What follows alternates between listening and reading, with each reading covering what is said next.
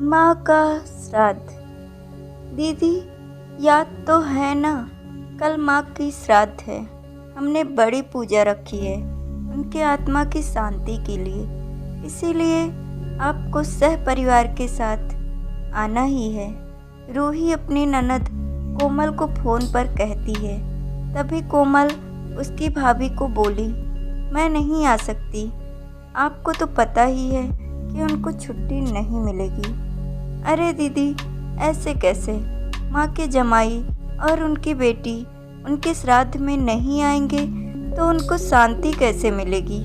इसीलिए आपको आना ही पड़ेगा, बाकी मुझे कुछ भी नहीं पता। इतना बोलकर रूही ने फ़ोन रख दिया। इधर कोमल पुरानी यादों में खो गई।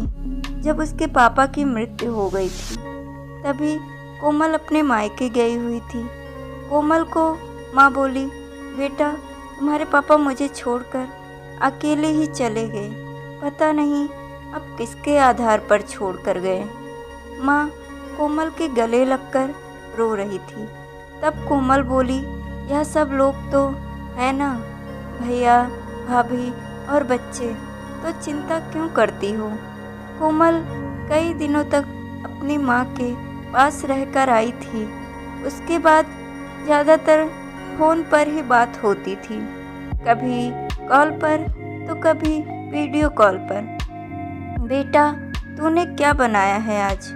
एक दिन माँ ने वीडियो कॉल पर पूछा। माँ, आलू की सब्जी और रोटी बनाई है, कोमल ने जवाब दिया। माँ बोली, अरे वाह।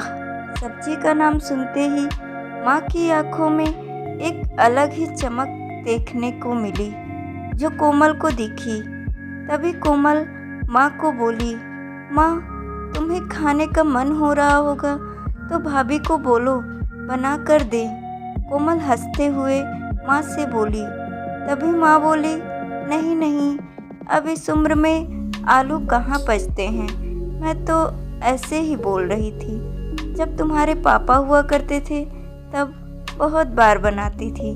भाभी का तो नाम लेते ही जैसे माँ की आंखों की चमक गायब सी हो गई। माँ ने कॉल रख दिया। माँ को क्या हो गया, ऐसे क्यों बोल रही थी? वहाँ सब ठीक तो होगा ना? कोमल अपने आप से बातें कर रही थी। ऐसे बहुत बार खाने की बातचीत होने पर माँ की आंखों का भाव बदल जाता था, लेकिन ऐसा क्यों था वो समझ नहीं पाई। लेकिन इसके पीछे का राज उसके समझ में तब आया जब वह छुट्टियों में 2 दिन के लिए मायके गई थी। एक दिन कोमल माँ के कमरे में माँ के साथ गपशप कर रही थी। तभी, दीदी खाना खाने चलो। रूही माँ के कमरे में आकर कोमल को बोली, चलो माँ तुम भी खाना खा लो। कोमल उठते उठते हुए बोली, अरे दीदी नहीं नहीं, माँ को क्यों तकलीफ़ देना, वह यहीं पर खाना खा लेंगी, आप चलो। रूही बोली, लेकिन भाभी, लेकिन वेकिंग कुछ नहीं, दीदी आप चलो। माँ के घुटनों में दर्द होता है, इसीलिए माँ कमरे में ही खाना खाती हैं। रूही स्पष्ट रूप से बोलती है। तो फिर भाभी, मेरा भी खाना यहीं पर लाओ, हम दोनों साथ में खाएंगे, ऐसे कोमल अपनी भाभी को कहती है। इस पर रूही कुछ नहीं बोल पाई, लेकिन कोमल को साफ तरीके से समझ में आ गया कि रूही को यह सब पसंद नहीं आया। वह चुपचाप वहाँ से निकल गई और थाली में पूरी, सब्जी, रायता, अचार लेकर आई और माँ के लिए खिचड़ी। माँ, यह क्या, तुम यह सब नहीं खाने वाली हो क्या? कोमल माँ को बोली। उतने में रूही बोली, अरे दीदी, माँ को यह सब हजम होता ही नहीं, इसीलिए मैं उनको खिचड़ी और दाल ही देती हूँ। इतना बोलकर रूही वहाँ से निकल गई। माँ ने अपनी प्लेट उठाई, पर माँ का ध्यान कोमल की प्लेट पर ही था। यह देख कोमल सुन्न सी पड़ गई। उसने माँ के मुंह में एक पूरी का निवाला डाला, लेकिन माँ ने मना कर दिया। तब कोमल ने अपनी माँ की आंखों में वही भाव देखा था जो वीडियो कॉल पर देखा था। जो पता नहीं भाभी का डर था या लड़की के निवाले का मोह था। तब भी कोमल ने पूरा खाना माँ को खिलाया और खुद खिचड़ी खाने लगी। 2 दिन कोमल वहीं पर थी और कोमल माँ को उसकी प्लेट का खाना खिलाती और खुद खिचड़ी खाती। ऐसे 2 दिनों तक चला। माँ के बहुत मना करने के बाद भी कोमल मात्र जिद में माँ को खाना खिला देती थी।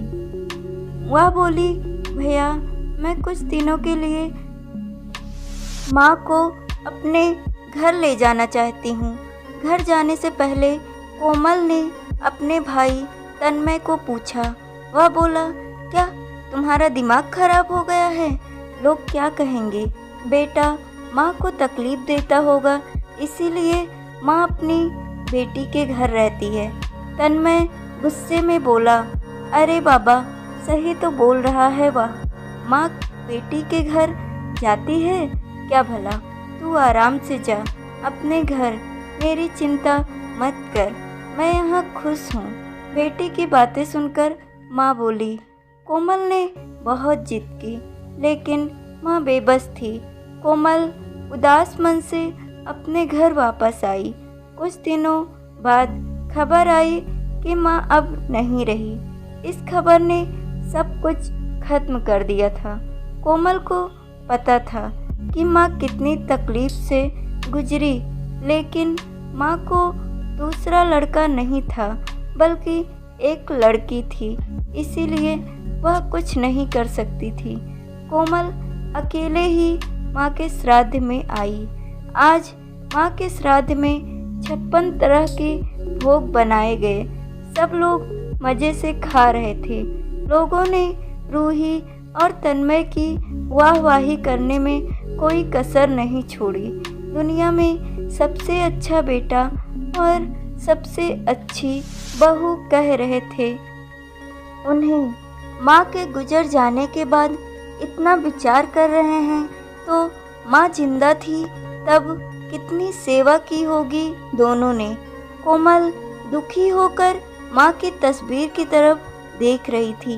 तभी, दीदी चलो आप भी खाना खा लीजिए, रूही कोमल को बोली, जो माँ के रूम में माँ की तस्वीर सीने से लगाकर रो रही थी।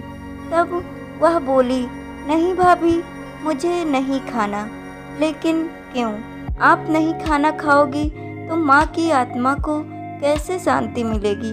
रूही कोमल को बोली, भाभी जिस खाने के लिए मेरी माँ जब जिंदा थी तब तरसती थी, उसे मरने के बाद दे रहे हो तो वो कैसे तृप्त होंगी?